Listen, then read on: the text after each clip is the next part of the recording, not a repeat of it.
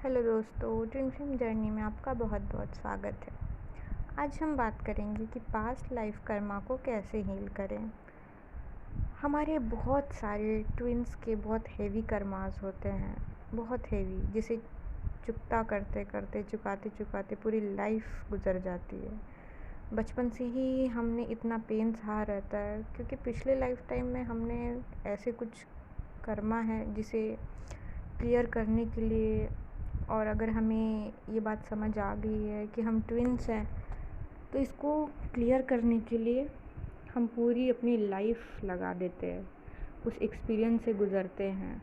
बचपन से वुंड सहते हैं, कार्मिक के वुंड सहते हैं, सबकॉन्शियस माइंड हमारा पूरी तरीके से ब्लॉक्ड होता है, तो ये सब होता है। अब कर्मा क्रिएट कैसे होता है? जब हमारे अंदर ईगो होता है और हम सोचते हैं कि हम यूनिवर्स से अलग हैं, तो इस वजह से हम बहुत सारे कर्मा क्रिएट करते हैं।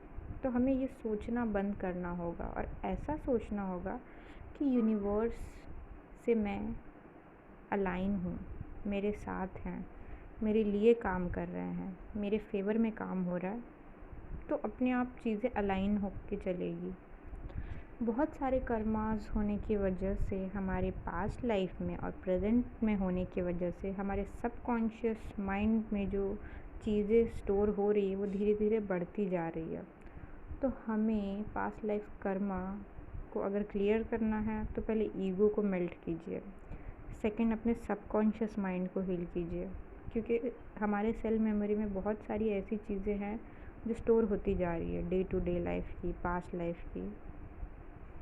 अब क्वेश्चन आता है कि हम अपने कर्मा को क्लीन कैसे कर सकते हैं।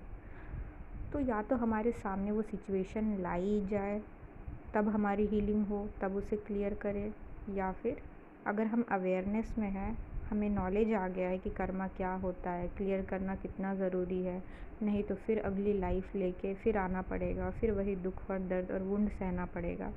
तो जब हम इस अवेयरनेस में आ जाते हैं तब हमारे अंदर जो कर्मा का छोटा सा सीड होता है उसे हम वहीं रोस्ट कर दें, उस बीज को पेड़ बनने ही ना दे, आगे बढ़ने ही ना दे, उसे हम हील कर दें।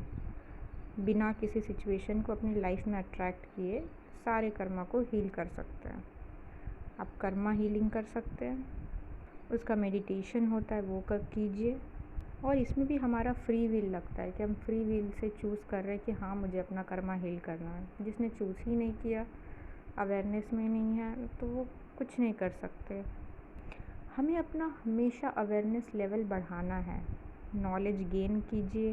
अब आपके पास नॉलेज आ गया, उसके वजह से आप अवेयरनेस में रहेंगे, अवेयरनेस लेवल बढ़ेगा, तो हमें जो चीज़ें बाहर दिख रही है वो अपने अंदर देखना स्टार्ट करना है। इस दुनिया में सिर्फ ट्विन ही नहीं, हर कोई आपका रिफ्लेक्शन होता है। आपके अंदर ईगो है तभी तो लोग आपके ईगो को चैलेंज कर रहे हैं, गुस्सा है तभी तो गुस्सा दिला रहे हैं। वो होगा ही नहीं, एग्जिस्ट ही नहीं करेगा, तो कैसे कोई उसको चैलेंज कर सकता है। इसलिए कुछ भी सिचुएशन आती है अपने अंदर देखिए, मुझ में कहाँ कमी है। और सबसे इम्पॉर्टेंट चीज़ होती है पास्ट लाइफ कर्मा हील करने में सरेंडर कर देना कि डिवाइन मुझसे नहीं हो रहा, आप ही देखिए, आप मेरी लाइफ संभालिए, मेरा काम है चलते जाना और आप पे ट्रस्ट करना। मेरे इमोशंस को सरेंडर करती हूँ, मेरी लाइफ आपको सरेंडर करती हूँ। मैं एक पपेट हूँ जिसकी डोर सिर्फ आपके हाथ में है।